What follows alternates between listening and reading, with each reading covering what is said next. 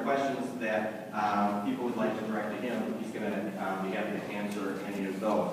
So, what I want to start with, again, as I said, the thing that you really can't read, but this is information that the Public Service Commission gave to me when I had a chance to meet with them last week. And I want to talk for just a minute about them.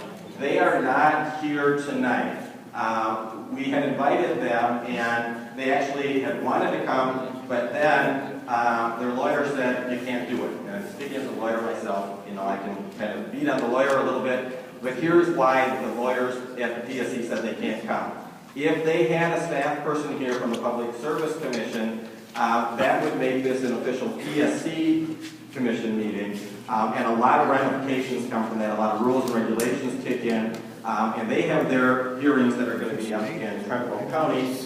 This would mess that up. So they provided you with a lot of information. They are interested in hearing any comments that we collect tonight to pass on to them, but for legal reasons, they could not be here tonight. So this is an informational meeting, as I said, not a public hearing where comments that are made tonight or questions that are answered or asked tonight don't directly go to the PSC. So the project that we're talking about, of course, is the CapEx 2020. We're going to get an explanation of what that project is not, which is the Badger Corridor project. You can see the car down there, how small it is compared to us. Excel people explain that. But the project that we're talking about tonight, the yellow box up there, the beginning of this project started with what's called the applicant's public information meeting. This is where the public was first given information that, oh, there is a project out there and a process is about to start. In December of 2010, we get to the first blue square there, which the application was submitted on behalf of Excel and the CapEx 2020 project. The application was deemed complete. In other words, the file was complete in June of 2011, so just several months ago. At that point, the PSC, and we're on to the next yellow box, issues what's called a public notification letter, and that happened on June 21st of 2011, and that is a notice that some of you perhaps received, because if you are an affected property owner, that letter went to your house explaining what this project was about, and again, that this process was underway. After that, the PSC did what they call scoping meetings. That was in July of 2011, and that is some initial public information gathering and so forth. Then we also have what I might describe as a bit of a parallel process, which is the environmental impact statement, the EIS.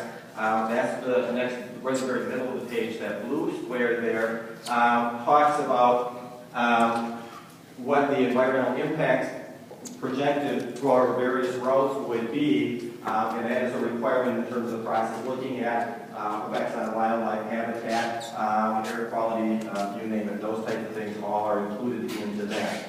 The draft EIS comment period then is a 45-day window that has already expired. We are at the final EIS being prepared in February right now as we speak. And that is, if you see the kind of lightning bolt thing, that's where we are right now.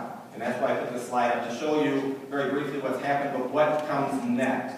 So where we're at right now, as I said, is that environmental impact statement being prepared, and that is this month. And then those two boxes side by side on the right in blue is the technical hearings, which is PSC staff and gets into some things that I would never understand in terms of technical requirements and so forth. But the one that affects you and me most is the one on the left, and that is the public hearings. There are two public hearings that are scheduled. They're going to take place in March, on March 13th and 14th. At the end of the meeting tonight, I will tell you exactly where they are. Those are on the handouts also that you can take with you. You are certainly welcome and encouraged to attend those. That gets down then to the next box. The Public Service Commission makes a final decision, and they can approve, they can deny, they can modify the project. And so you are at the point now where your opinion and your input matters, which is why the timing of this meeting is so critical, so that if you want to have a role in this process, that you will be educated so that you can make comments that will be, hopefully very meaningful and have an impact.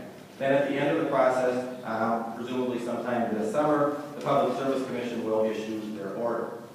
So that in a nutshell, very quickly, is is how the process works. What I'm going to do at this point is turn the microphone over to the XL Energy people.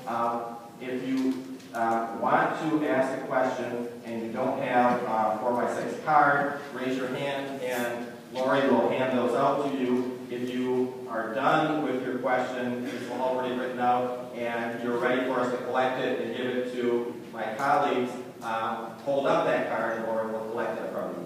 And we'll be able to do that throughout